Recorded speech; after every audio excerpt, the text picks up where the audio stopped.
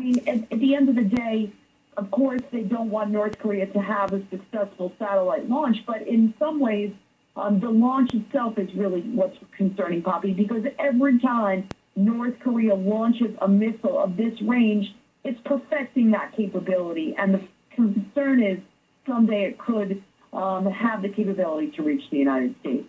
Right. And also, Elise, this week, U.S. officials saying that this type of rocket, when you look at the type that could be used to carry a satellite, for example, could also be used to deliver a nuclear warhead. I want you also to talk about this just in the global picture, because you know the geopolitics of this so well. I mean, Japanese Prime Minister Shinzo Abe came out this week and said forcing the launch is a clear violation against the UN Security Council's resolution and a serious provocation against security to our country. Talk to me about global response.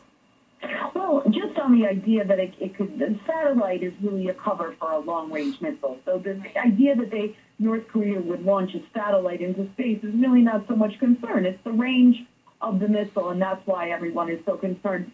Everyone's going to say, Poppy, and of course it's true that North Korea violated UN Security Council resolutions. Let's face it, this was on the heels of the nuclear test that North Korea did last month. So usually what North Korea does is it waits for international reactions, wants to see what happens at the UN, some kind of punishment, and then it will act out in response with a launch of this sort. It didn't wait. Right now, those deliberations at the Security Council in response to that nuclear test are still ongoing. But North Korea just said consequences be damned, and they went for that launch. And talking to U.S. officials leading up to tonight's launch, that's what they said is concerning, that Kim Jong-un, the leader of North Korea, is becoming increasingly erratic, increasingly unpredictable, and doesn't care about the consequences.